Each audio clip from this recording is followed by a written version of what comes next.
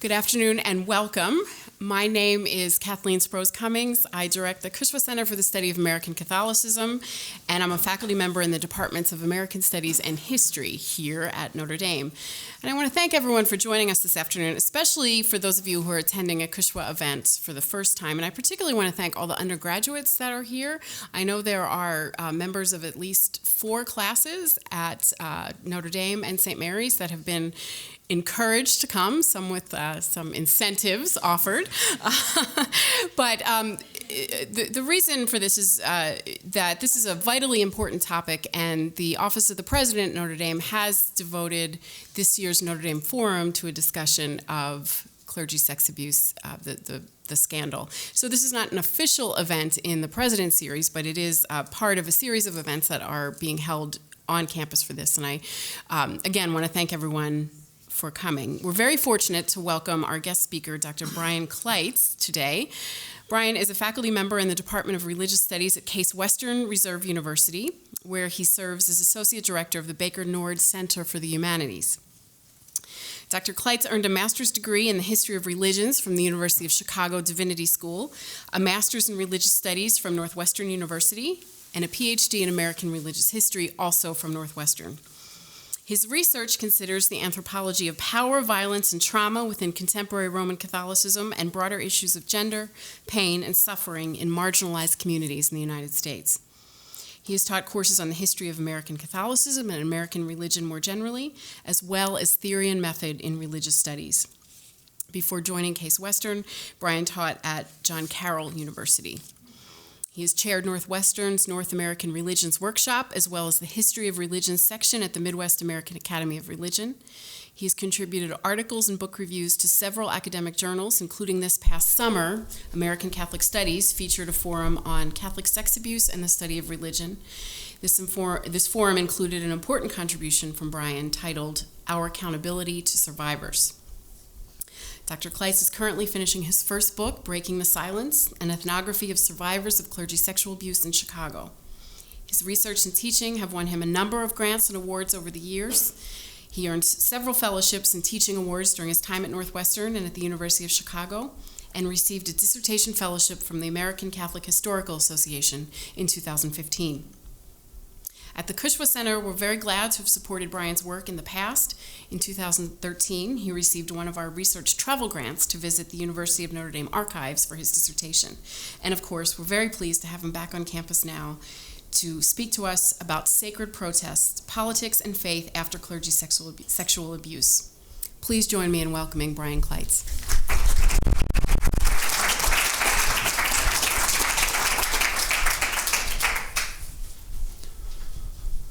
Good afternoon, everyone. Thank you for coming and braving the chilly weather we're getting this month. Before I get started, I want to just thank Kathy, Madonna, Shane, and especially Pete for all their hospitality and for putting together this visit.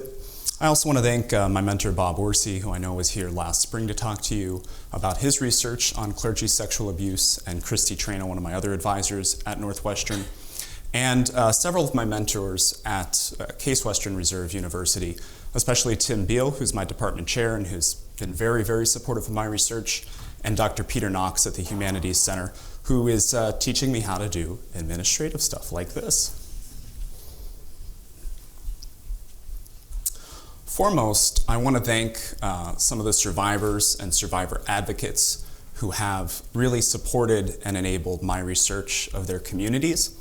For confidentiality reasons, I'm omitting a lot of people here, but all of these survivors are leaders in the movement and are already public figures. So I want to thank Therese Albrecht, Barbara Blaine, who's no longer with us, Patricia Cahill, Tony and Doreen Janata, Jean Miller, Terry McKiernan, Ed Rogers, Bobby and Jack Sitterling, Rick Springer, who's not with us, unfortunately, Marilyn Steffel, Sandra Stilling-Seehausen, Jim Fansickle, and many, many more, as I said earlier.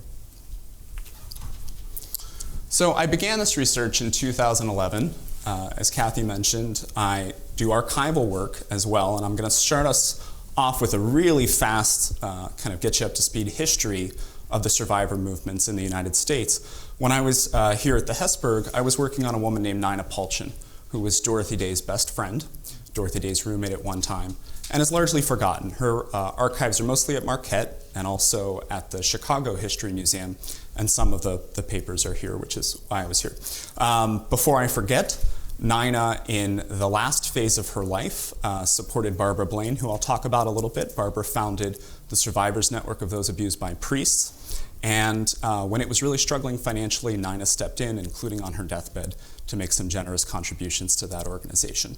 So there are a lot of connections like that. The other major organization that I'll talk about tonight, Link Up, was founded a couple years before SNAP. And Link Up, the women who founded it, were mentored by Patty Crawley of the Christian Family Movement. So you really don't have to go too far to find a deeper genealogy of survivors and the reforms they're searching for today. When I began my work, I was at Northwestern, so I focused on Chicago. It's easiest for Americanists to travel down the block rather than to try and find funding for plane tickets. But it was also a very intentional choice. So the first two survivor nonprofits in the country, perhaps in the world, were both founded in Chicago in the late 1980s. I then expanded to Boston, of course, because of the Boston 2002 scandal, and at some key survivor groups, SNAP and Link Up, which I've talked about, as well as Bishop Accountability, who run the website. bishopaccountability.org is essentially the WikiLeaks of the Catholic sex abuse scandal. So if you haven't seen that site before, you can visit it. It's a little old school, but it has an unparalleled wealth and repository of primary documents on the scandal. And also Voice of the Faithful and many smaller groups like Concerned Catholics, which was a group in Chicago that's now defunct. And more recently, I've been working with survivors in Erie, Pennsylvania, which is just a couple hours from Cleveland, in Pittsburgh, on the other side of Pennsylvania in Lancaster, and some survivors in New Jersey and New York. I need to update my Case Western pages because my manuscript has changed titles to Surviving Soul Murder, and I think that title will make a little more sense as we get into the talk tonight. Okay, so we're past the introductions. A fourth of the way there. There are only 90 slides to fit into these 45 minutes, so don't worry. But for the next section, as I said, I'm going to try and get us up to speed on the history of clergy sexual abuse survivors in the United States. So it can be easy to slip into the myth that this is a crisis. So other scholars, including Peter Steinfels, I think, who was here last month, Philip Jenkins, for example, they don't like the word crisis because they think it distracts too much from all the good work that the church has done. Another colleague of mine, Julie Byrne, she doesn't like crisis because it risks perpetuating the concept that there's something uniquely wrong or only wrong in the Catholic Church, whereas child sexual abuse and sexual abuse more broadly happen everywhere and in many other organizations. But I object for a different reason, which is that crisis suggests that this is temporally bound in a very narrow and finite way. Crisis comes from the Greek, from early doctors who said, we need to make an intervention now or the patient's going to die. And only, perhaps, the Catholic Church, which measures in centuries what other institutions would measure in years, could claim that this is a crisis. But I try to resist that language, even though I slip into it like everyone else, because this has been unfolding for a long, long time. Up here, I just have some of the major events over the past decade. And you'll notice sprinkled in to these events, which focus mostly on the Roman Catholic Church, are some cultural events. So from survivors who I worked with, I know just how important to them the Jerry Sandusky trial and the scandal at Pennsylvania State University were, as they were beginning to cope with the aftermath of the third, at that point, Pennsylvania grand jury, which was in Philadelphia. Then in 2018, we really started the kind of current train wreck we're looking at with the crisis in Chile, the resignation of several cardinals, the release of the Pennsylvania grand jury report last August, and the follow-up with 14 states' attorney generals immediately pledging to launch new investigations into dioceses in their own states. And this continued into 2019, as you all know, including in March when President of Notre Dame President Jenkins, launched the initiative that Kathy spoke about, and that has been a bright spot, as have been the release of lists by Jesuits East and Jesuits West. Just last month, it's kind of hard to keep up. We've had evolving developments in the state of New York, in particular, with the Diocese of, I don't want to get it wrong, Rochester, I believe, going bankrupt, and also Bishop Malone of Buffalo coming under renewed scrutiny for his handling of survivors in that diocese. I don't want to go through this in terrible detail right now, but I'm happy to come back to these slides to talk about any of the figures, any of these major events during our Q&A. What I want you to take away from this part of the lecture is that if this is a train wreck, it has been unfolding for the last 70 years. So I know some scholars, including perhaps Bob Orsi when he was here, would encourage us to all think about an even deeper, longer history of centuries into the Middle Ages, if not before, and the role of sexuality and sex abuse within the priesthood.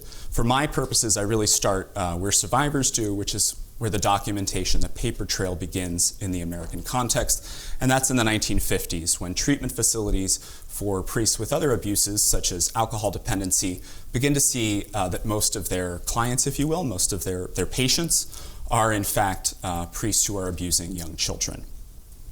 And when you're going back through the documents at Bishop Accountability and from the grand jury reports, it's important to note that alcoholism and other dependencies were often used as code words for child sexual abuse. And that makes it really difficult on historians working with those archives because, of course, some of those priests were, I think, only suffering from the other dependencies. In the 1960s, there are other treatment facilities that are opened up. The Vatican is alerted by the founder of the Servants of the Paraclete.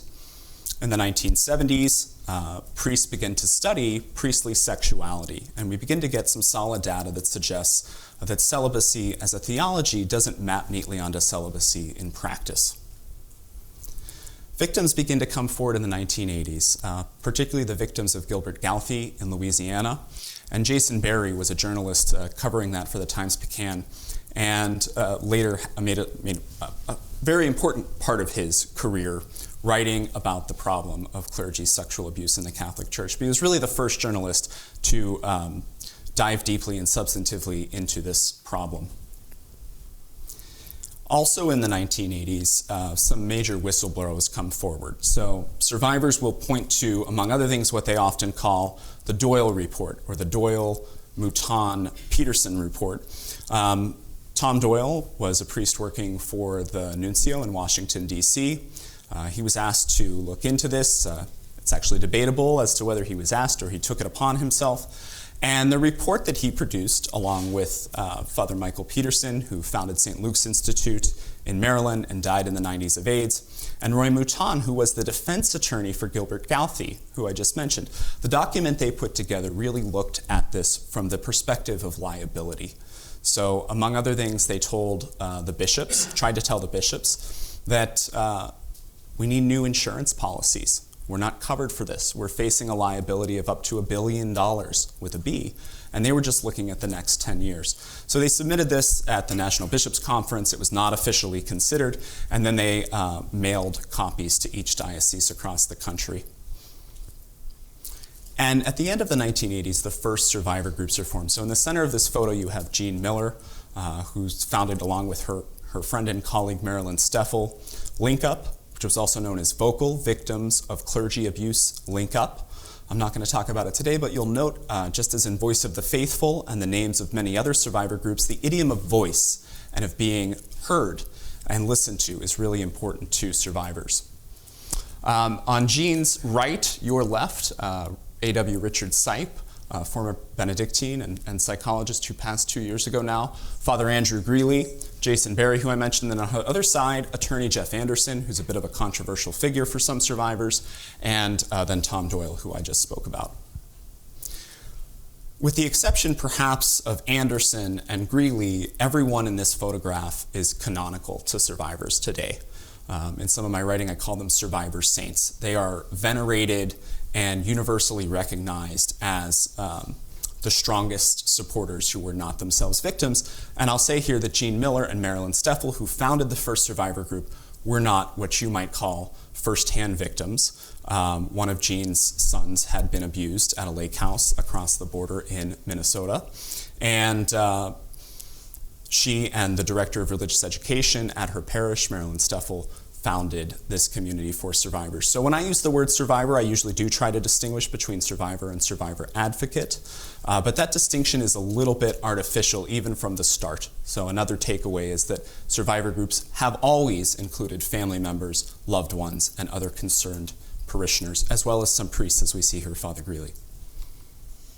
This becomes a national movement in the 1990s and really begins to pick up speed until 1993, when Stephen Cook accuses Colonel Joe Bernardine in Chicago.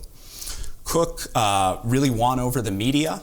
He was supported by Link Up and at that point by SNAP, by these other survivor organizations, but he settled and he dropped his lawsuit. Shortly thereafter, he died, and then the following year, Joe Bernardine died. And so the media, in the aftermath, really felt like a bunch of fools. And I think my perspective is that this cast a kind of a cloud of secrecy and of silence over this issue for the remainder of the 1990s. Journalists found that they were losing their interviews with bishops, they were losing their sources, and they'd lost their credibility with some of their readers. So it really slowed things down. And that's in spite of the fact, for example, that in 1992 there was a major crisis again in Boston, just outside of it in Fall River, when more than 100 victims of Father James Porter came forward.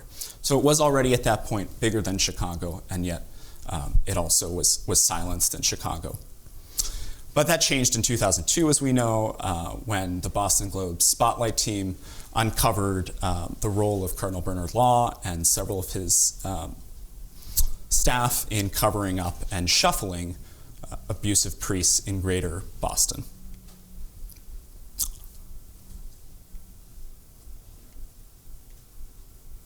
We have these more recent developments, which we can talk about later and which I'm sure you're aware of. But again, the takeaway here is really that for survivors, this has been happening for a long time. And especially for those of them who came forward in the 1980s and the early 1990s, they are exhausted. They were excited in 1992, in 1993. They were reinvigorated in 2002. And indeed, the national press coverage of the Spotlight, by the Spotlight team, and then again, just 3 years ago, the film about the Spotlight team. This has provided much needed financial resources and moral support for survivor organizations. But individually, survivors really feel re-victimized and ignored in between these periods of national attention. And so when I say Spotlight here, I want to point us to this happened before 2002. I also want to use Spotlight with a lowercase s. When survivors are in the spotlight, when the rest of us are thinking about this problem, they enjoy a little bit of press. They're able to share their story. They're able to share their gospel. However, they also suffer a lot, and many of them have spoken to me about the depression they go through when we inevitably switch to the next media cycle. So, tonight I'm going to focus mostly on this section. This one is going to take a good chunk of time. I want to go into protest culture. I've spoken a few times before about survivor protests, and my approach, which I think was more boring, is to hone in on a single protest and walk through each occurrence that night to kind of give a very thick description of a single protest event, and I've been able to do that with several protests. However, I don't think that gives you as much insight, certainly in such a short amount of time, as this approach will. And so this is the first time I've tried to talk more about the material culture of survivors, to give you a sense of the artifacts and relics they bring with them, sometimes less visibly, such as the rosaries in their pockets and the scapulars on their back, and to think about how that really informs their engagement with the church, their aspirations, their reform agenda, not only ecclesiologically, but politically. And so for this part, which is a little more formal, I'll be reading. News stories about clergy sexual abuse almost always feature footage of survivors holding portraits of themselves as children. And indeed, those photographs I've found are ubiquitous, not only at survivors' protests, but also at their events in the homes of survivors and in survivor organizations. The portraits are usually formal, posed shots such as school photos. And many of them are from the 1960s and 1970s, faded photographs of children and adolescents with perms and carefully combed hair, wearing their finest dresses, sweaters, and suits, and looking directly into the camera. Some survivors also choose photographs that were taken at various Catholic rites of passage, and the most common by far is their first Holy Communion. This latter genre of portraits occasionally includes the offending priest or nun, perhaps with the victim on their lap or standing next to them or with their arm around them. And framed copies of well-known victims also line the hallways of Catholic survivor nonprofits. I think this photo is from Snaps, but I know that Bishop Accountability also has a very similar kind of collage.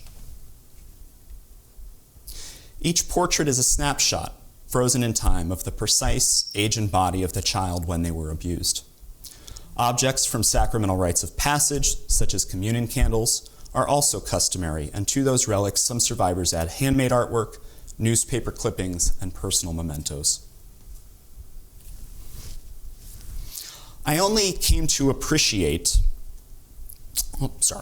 when I began working with survivors, I was troubled by how mundane these childhood portraits felt to me. The photographs looked just like the ones hanging in so many American homes. They did not evoke for me any of the pain or suffering that I felt when I listened to survivors describe their abuse and its aftermath.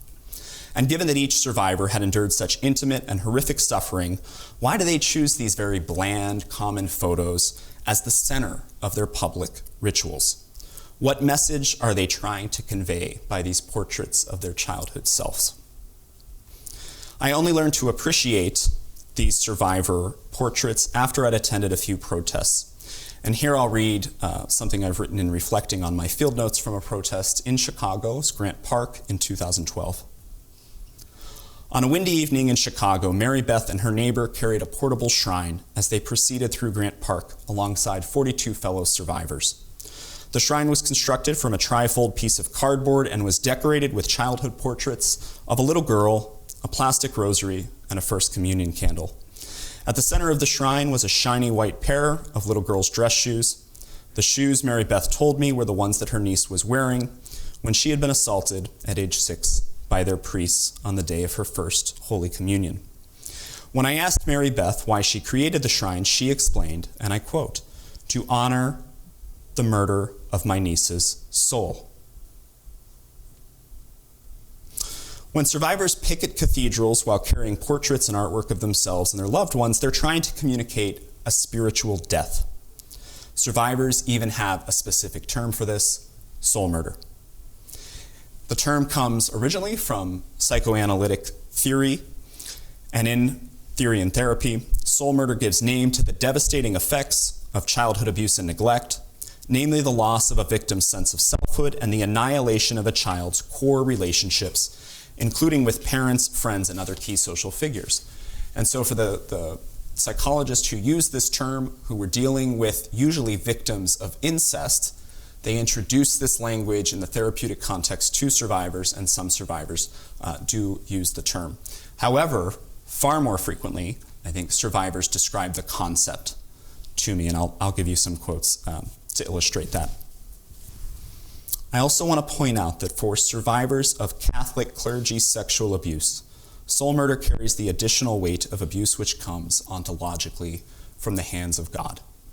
Right? So when the priest consecrates the host in Mass, he is acting in persona Christi. He says, "Take of this my body," right? And I've heard from many survivors just how seriously they took the really real element of that theology. And I'll also give you some examples of the role of liturgical and sacraments in the abuse itself. Although I'm trying not to focus on abuse, and so I've really tried to minimize my examples. All right, I want to step back here briefly and talk about shoes. So I don't have a picture of Mary Beth's shrine, but these shoes were used at a Mass in Cork, Ireland, just in the past few years.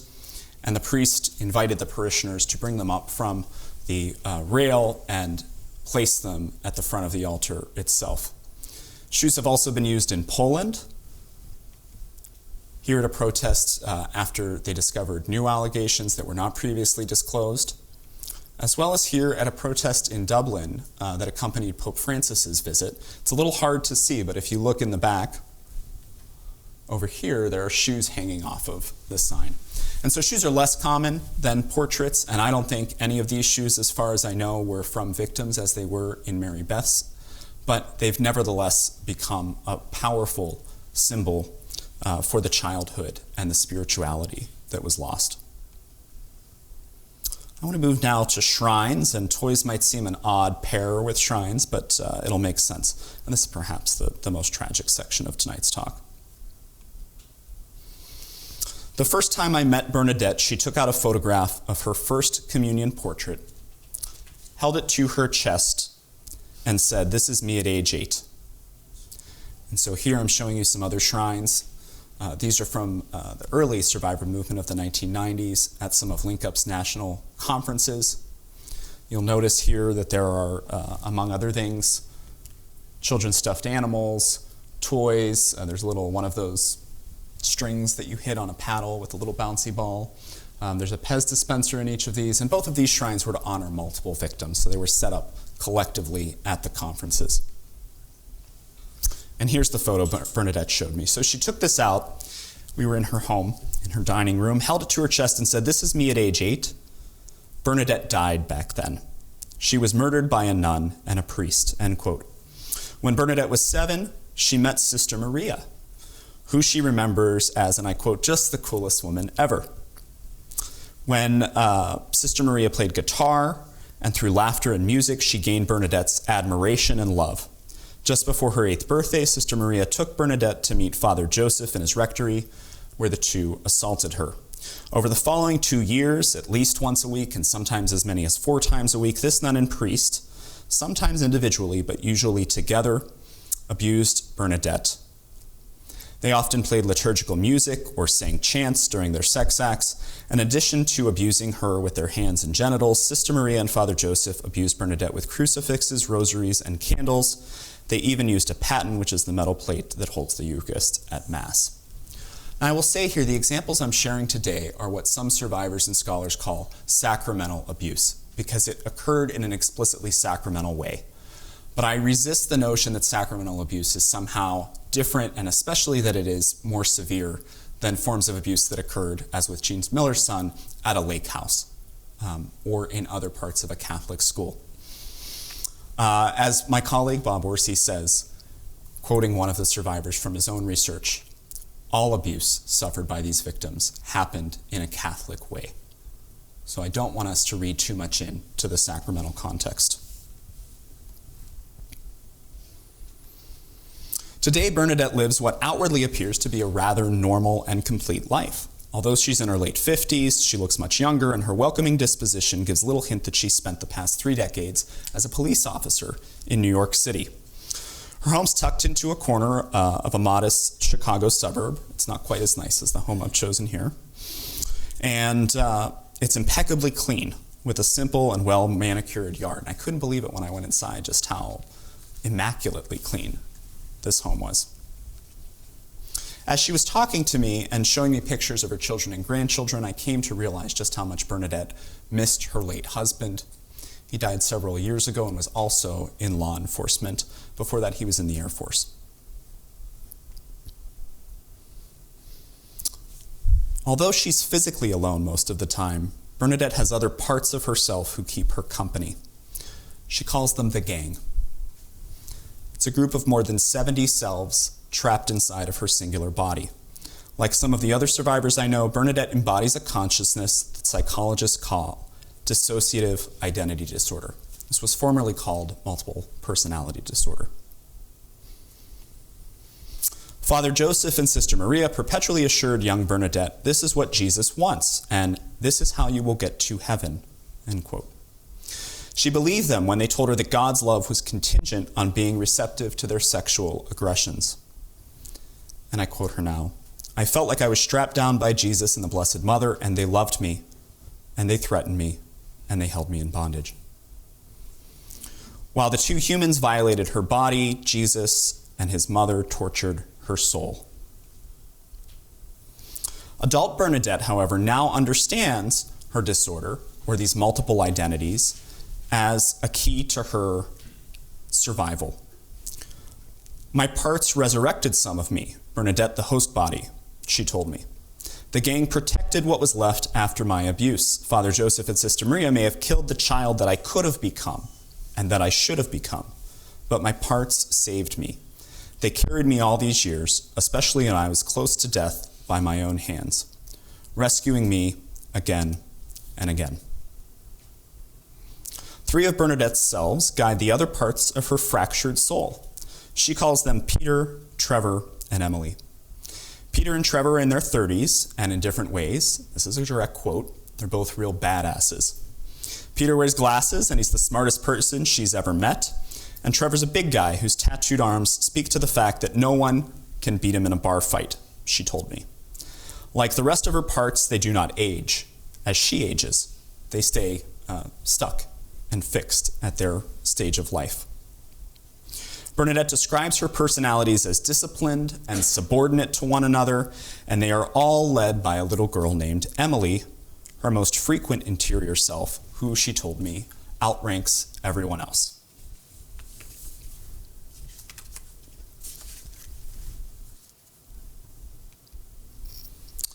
Emily is 7 years old with brown hair and blue eyes. Because of Emily, Bernadette told me, I have children's toys that I sometimes play with. Indeed, she showed me a room with bins of plastic and wooden figures, games, and dolls. And for most of Bernadette's life, these toys have been just for her, just for Emily. But now she has 2 grandsons, ages 6 and 7, and sharing Emily's treasures with them has become one of Bernadette's favorite activities. She told me she's acutely aware of how strange this all sounds. Those are her words. Acutely aware, right? This does not sound to us like a conversation we would have with most people at their dining room table. But she adds, and I quote, my grandkids know nothing about my parts, and we all get to have fun when we blow bubbles and sing songs with Emily. And I'll mention here that as I'm talking to them, I'm always the first to cry. Survivors are used to sharing their narratives by the time they talk with me. I don't ask them about their abuse, even though they often share it. And almost without fail, survivors have a tremendous sense of humor. So halfway through any 3 or 4 hour interview, it's normal for them to kind of like look at me and say, loosen up, Brian, like what's your problem? Why do you look so down? They even tell jokes and frequently insert them, and then I have to go back because I'm very gullible and say, like, was that a joke? Because some of them do have a dry sense of humor. Now I'm going to shift to candles and music, 2 more traditionally devotional objects. This is a scene from a different protest than the one I described before. The vigilers lit their candles on the steps of Chicago's Holy Name Cathedral, and then they marched 2 miles north along State Street through the busy heart of Chicago's Gold Coast dining scene. Their devotional procession ended at the Cardinal's mansion, at that time it was Cardinal George, where they sang for another 30 minutes and waited for George to come outside and acknowledge them. And now to cheer us all up, I'm going to share a short audio clip that I recorded during the march.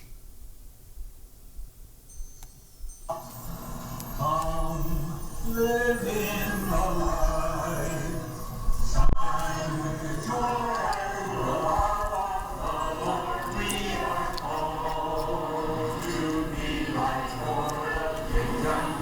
Live in the freedom of the city of God. We are called to act with justice. We are called to love tenderly.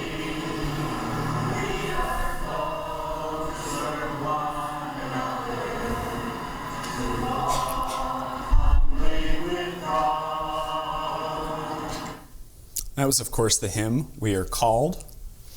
And at their events, not just their protests, but their meetings, their small group meetings, their national conferences, hymns like We Are Called were very popular. Some other favorites, If You Believe and I Believe, Here I Am, Lord, and Come With Me Into the Fields. They also play a lot of music that I associate with the civil rights movement, such as Pete Seeger's We Shall Overcome, Sam Cooke's A Change Is Gonna Come, and Kumbaya.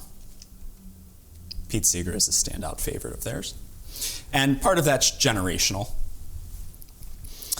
So after they went up the Gold Coast, they stopped at the Cardinal's mansion, as I said.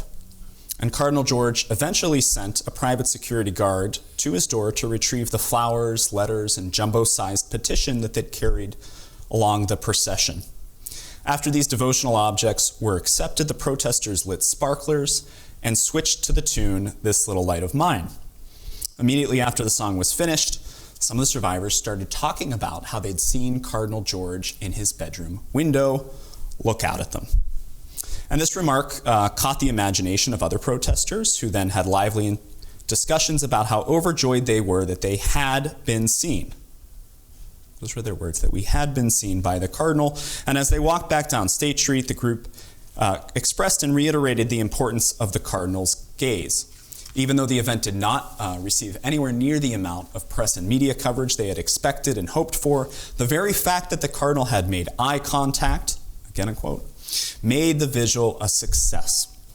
As I met with these protesters over the following weeks to conduct follow-up interviews, and with survivors who had not been at the protest, everyone talked about how Cardinal George saw them. Taken together, the protest and candlelight procession teach us that survivors march in the streets not only to voice their pain and suffering, but also to literally see and be seen by their Archbishop. What we have here is an interplay between speaking suffering and envisioning the future of the Roman Catholic Church. Survivors publicly demonstrate their suffering in an effort to make sense of the scandal, broadly, and more intimately, to make sense of their own physical and spiritual pain as adults. By displaying pictures of themselves as children and carrying relics from the time period during which they or their loved ones were abused, Chicago survivors are not only mourning the event of sexual abuse, they're also mourning the loss of a Catholicism that they once knew.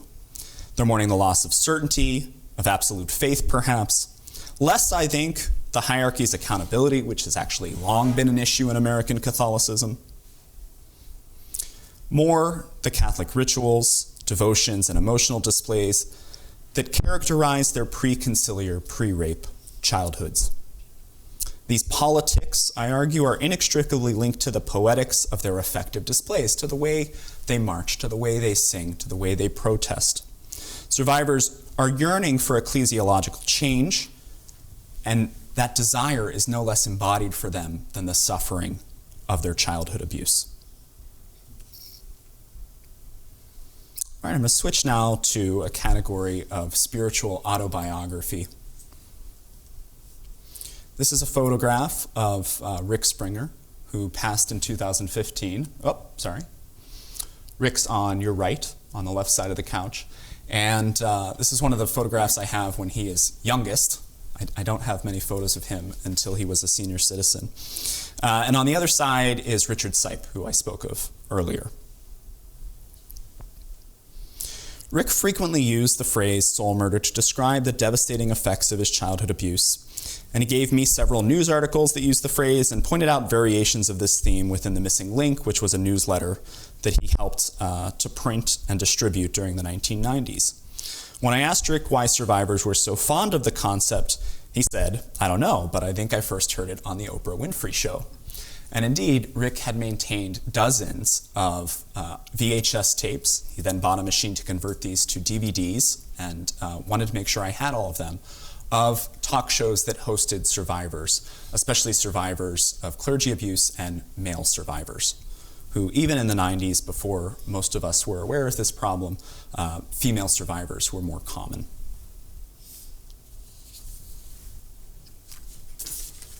Rick was a real fixture in the Chicago survivor movement. He was a member not only of Link Up, but also of SNAP, of Voice of the Faithful, of Concerned Catholics. Oh.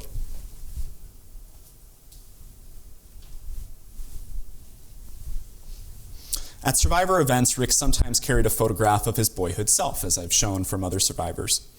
But as the rituals of the movement evolved, Rick also began to carry a different kind of self-portrait, a 3-page autobiography that he handed out to news media and passers-by. Rick attempted, and largely succeeded, to fit his entire life onto those 3 hand-typed pages. After recounting an idyllic childhood that culminated in his conversion to Roman Catholicism and his decision to enter the seminary, Rick was raised in a German Lutheran household. He had what others described as an angelic voice, and so his choir director at school sent him down the street to the Catholic Church, and he fell in love with the mystery of the Mass and converted and ultimately entered seminary.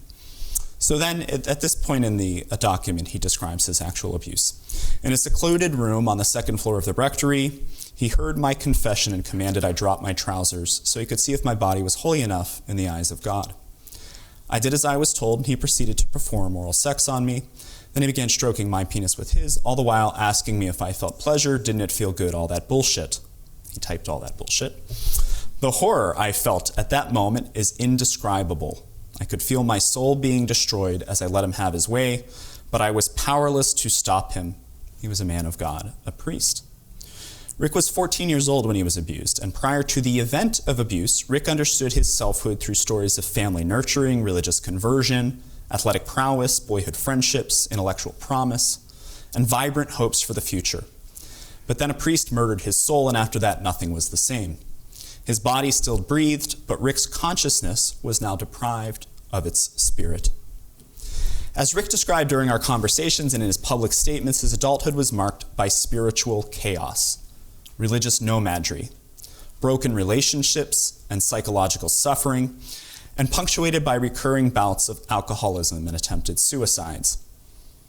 When I met Rick, he was 74 years old, and he would often tell people at that point that he'd survived lung cancer, he survived the Vietnam War, but what was going to kill him was the abuse by priests. As his spiritual autobiography explained, Rick was a former high school dropout who never had a stable relationship and struggled to hold down jobs like delivering pizzas. With that in mind, he concluded the handout with one of his favorite quotes, and following others, he attributed this quote to Soren Kierkegaard. So for being a high school dropout, he did a lot to educate himself. The most painful state of being is remembering the future, particularly when it's a future you can never have. And for me, that really encapsulates what Rick meant when he said that his soul was murdered. The clergy sexual abuse is an event, even for people who are abused over years, an event which singularly separates their consciousness. They separate the child's body from the soul, making impossible any future singular religious consciousness. And the abuse rendered meaningless Rick's relationships with God, his family, and his spiritual selfhood. It killed, as he said, a future that could never now be.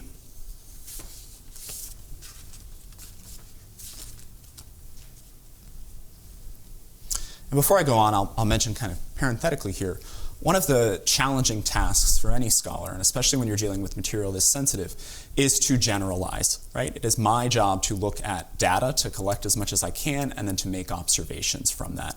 But there are survivors who continue to happily attend their parishes. There are survivors who went on to become very successful businessmen and women. So Rick is not an anomaly. He's really what I consider to be the center.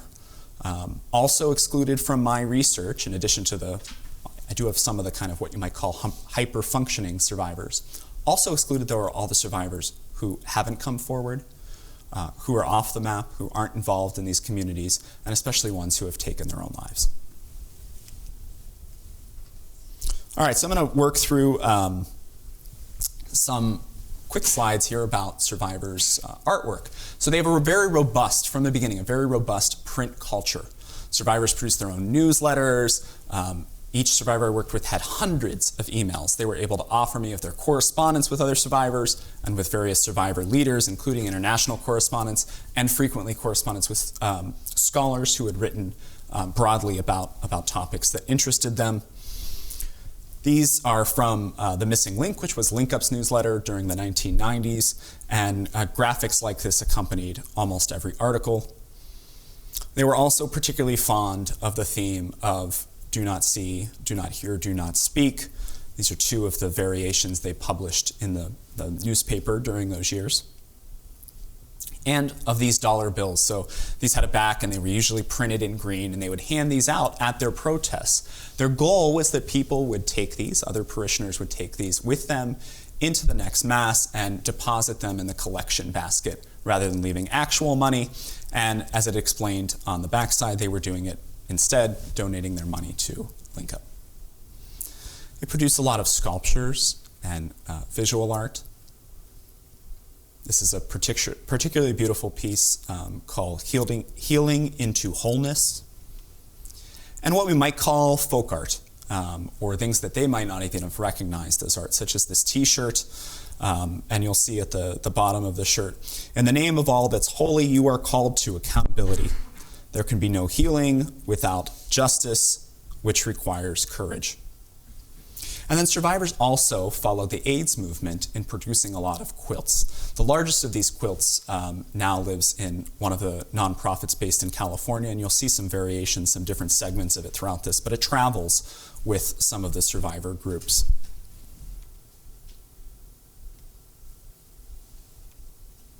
Here's a quilt behind Sue Archibald. She was the last leader of Link Up. Tom Economist died in 2002, right before Boston broke. And then Barbara Blaine, who had Phil Saviano in place as the director of SNAP in New England, really was able to utilize and respond to media inquiries. And that is the point. 2002 is the point where SNAP becomes the major survivor group in the United States. But Link Up was still around for a few more years before it officially closed its doors, and it retooled itself to focus on healing. They opened up what they called the Farm in Kentucky and hired therapists to run it. And here you see behind that president one of the quilts with some of their very modest artwork behind it. They also made quilts for almost all of the survivor conferences in the early phase of the movement. And various cities, would get the survivors together. They'd each make their piece, and they'd bring it together. Some of the quilts were more elaborate. So these aren't individual patches. These are whole quilts, and each of these, I think, is roughly 4 by 6 feet. You'll see the one on the left is showing the devastation of the church and of spirituality, but the one on the right is much more optimistic. It's showing healing and salvation. One afternoon in the spring of 2013, I drove to Rick's one-bedroom apartment on the west side of Chicago. I cooked him one of his favorite dinners, which was kind of lukewarm pasta with Italian sausage and grilled vegetables. He wasn't supposed to have the vegetables, but he ate them. Interfered with his Coumadin. And haunted by the handout that I just quoted for you a few minutes ago, I asked Rick whether he thought survivors could ever recover from soul murder. His response surprised me. He explained that he was actually planning to resume taking art classes. He'd done this periodically since the 80s at the Chicago Institute of Art, and I'd seen some hand drawings of his. He was quite talented. His goal was to one day complete his masterpiece, and so here is his description of that masterpiece to me. "I want to call the painting Anatomy of a Murder. It will depict the body of an altar boy, dead, lying on the floor, crushed by the footprint of a priest. The head of the child will be replaced by the shattered button of the church's slogan, something like, 'We protect children.' The altar boy's hands will be clasping a crucifix and a rosary, neither of which are broken. The priest tried to murder the boy's soul, but the unbroken relics prove that no one can break the true communion between a child and God." Rick thus understood his own abuse as both a beginning and an end. He was asserting that yes, his soul had been murdered, while also imagining that whether in some alternative reality or perhaps in a neighboring parish, there was a boy who had survived as a whole human being. Before I move on to the next section, I want to pause and reflect on this concept of soul murder. What does it mean to be so abused by the gods that your soul fractures into 70 pieces? And what should we uplift as specifically Catholic in the imaginaries of survivors who have spent a lifetime, mostly unsuccessfully, asking their Roman Catholic bishops to help glue those pieces back together?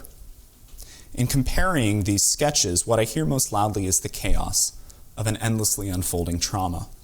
Although soul murder might at first have appeared to offer survivors a path towards quarantining their abuse, its spiritual consequences reverberate in ways that defy theological telos and historical temporality. And what I mean by that is that a concept of healing can only apply for traumas that can be isolated in the past and which are non-fatal. For many survivors, the sexual abuse that they physically survived is still decades later an open spiritual wound.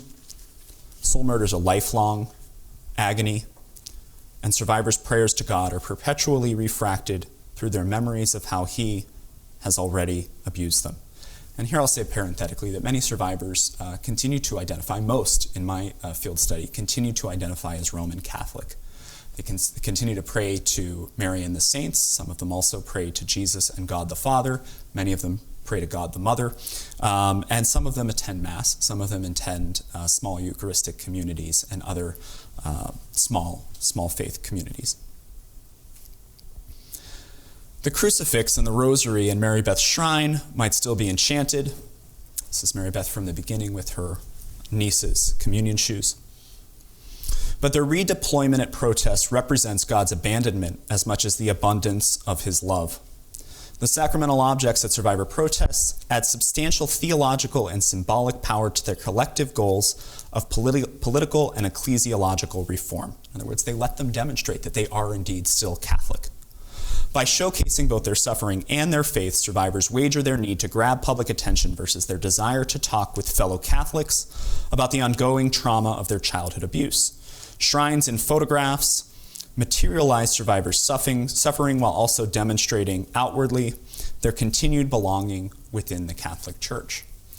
And so here again, kind of parenthetically, but as an example, it's been presumed, and to the extent scholars have really looked at this issue, that survivors have been co-opted by the so-called Catholic left, that survivors are liberal because they are asking for ecclesiological reforms.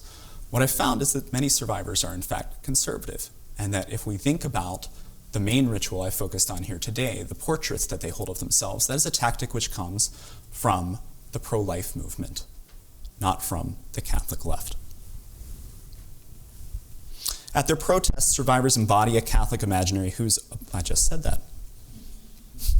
Mary Beth's shrine, Rick's painting, Bernadette's portrait of that most recent moment, now 50 years ago when she last felt whole. These scars are the hallmarks of a survivor's spirit, and they also signify a martyr's holiness. For many survivors, the Catholic imagination is an impossible sacrifice. In other words, they cannot escape this imaginary. It gives them a foothold in the church that they want to be welcomed back into, but it also continues to haunt them.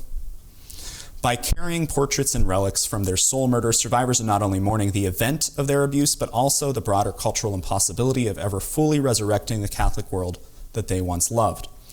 To build on the observations of anthropologist Vina Das, these transactions between body and language enable survivors to both voice and show the hurt done to them, as well to provide witness to the harm done to the whole social fabric of American Catholic life.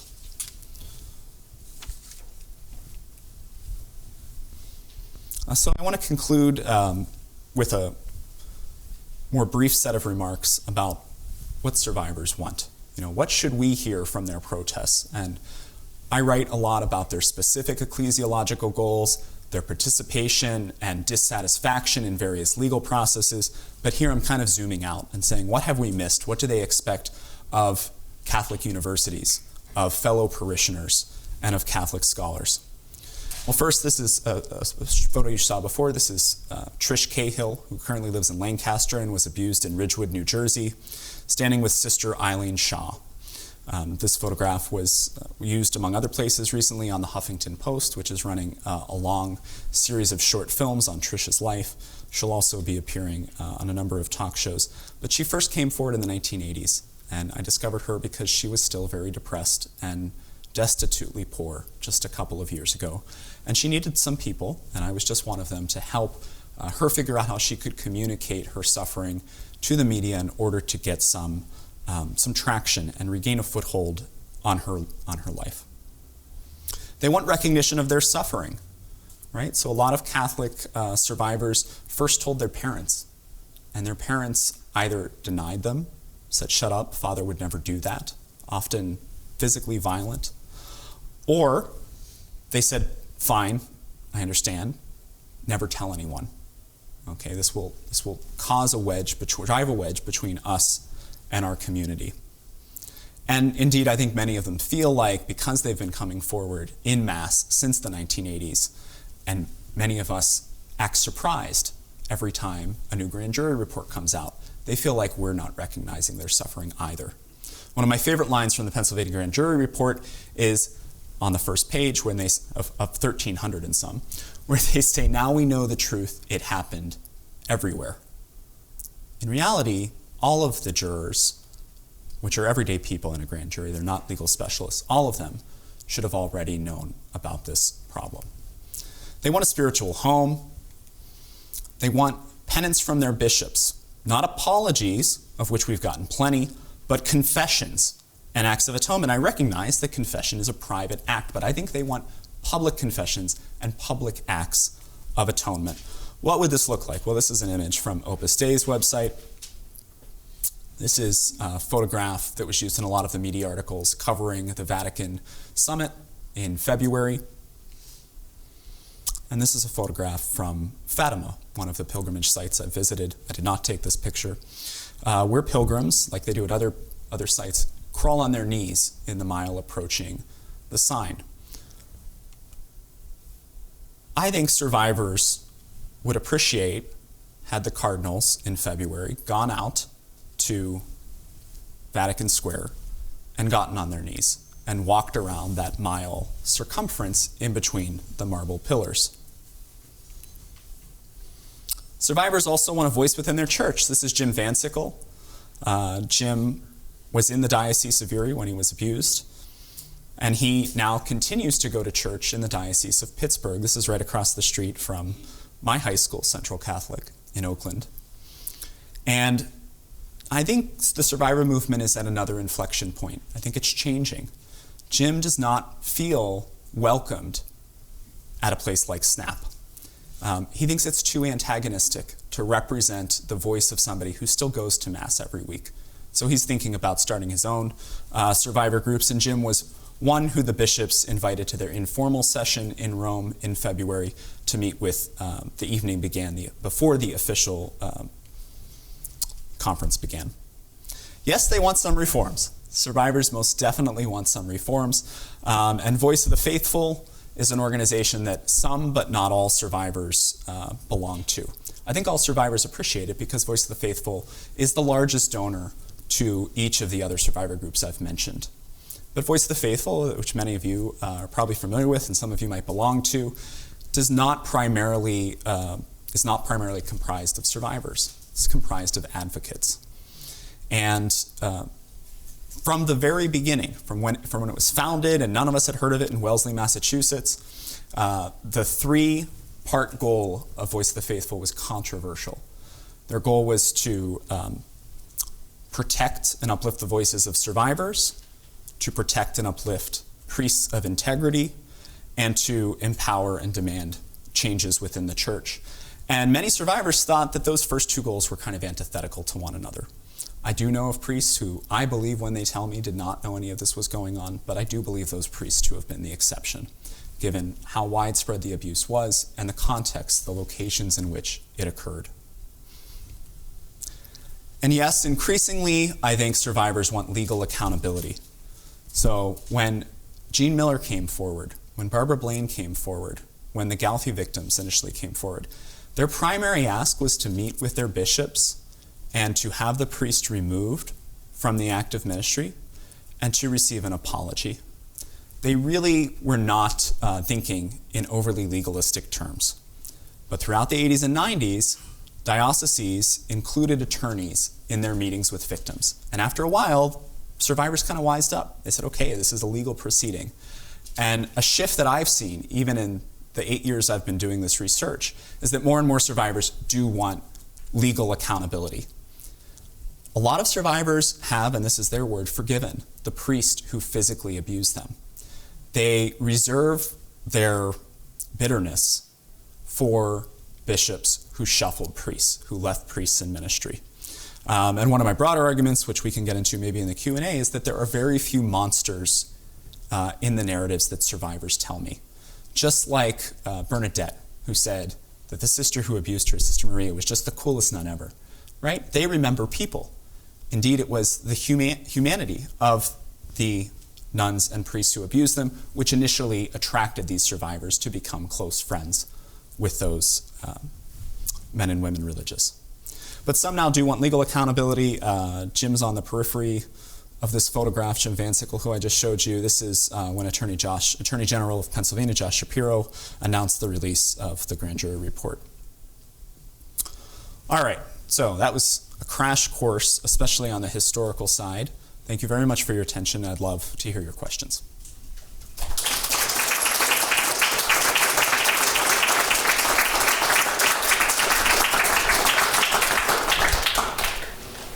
Now, where do we go from here? That's a great question. And I think it's up to each Catholic to make a decision about how they can help, how they can contribute. I would ask that everyone make an effort, if you haven't already, to meet a survivor, whether one's in your parish or you want to call up your local survivor group. I think they are in almost every community, and they would like to tell you their story. And they would probably have much more specific, much more local ideas for how we can each move forward. Thank you, that's good. It's really important that you're gathering this information together because it can be kind of swept under the rug. It's a difficult subject to speak about. I wonder, can you comment on the sheer number? Those of us who are horrified by what actually happened, the next thing that horrifies us really out of our minds is the number of clergy that were involved. Can you make any comment on that? I find it mind-blowing. That's a great question. There are a number of sociologists looking into this. I don't attempt to quantify sexual abuse. I don't count how many victims have come forward or how many priests have been accused. There's a lot of problems with the data that we do have. Victims often don't feel empowered or able to speak about their abuse until they've passed the kind of midpoint of their life. The average age of survivors who come forward is 54, so it's pretty late. This is, kind of ignoring that fact has caused a lot of observers to presume that the abuse crisis is something of the past. Just because the photographs we see right now are taken in the 1960s and 70s doesn't mean that it's not still a problem. We really just don't know. Estimates of how many priests in the American context abused vary from 1 in 10 to as many as 1 in 4. And I think there are a lot of obstacles to having kind of the hard data we would expect of other surveys on this topic. But it was widespread, as I said earlier, and I think that one of the many reasons why other men and women religious didn't come forward was because they had their own secrets. They had, especially in the years, I think, around Vatican II, where many were anticipating, for example, that priests would be allowed to marry. They had their own relationships and romantic relationships, even though those weren't always physical. And so I think whenever Bernadette was being brought into the rectory, whenever Trish, who I pointed out, was being brought into the convent on a weekly basis to sleep over, the other men and women religious turned a blind eye. So that's a very unsatisfactory answer to your question about data. My name is Katharina Westerhausmann. I'm from Germany, a guest professor this year at Notre Dame, and I'm doing research on the same topic. And I have to say, so I'm doing this for many years. I think it has been the best presentation I've ever seen on this topic, and it was so original. So I would like to thank you very much for your efforts and for your presentation. My question, it would take too long to ask many things, but I have just one particular question about women as abusers, because you referred to at least one. Because recently I've come across to some other cases where women within the church, like religious sisters, abused children.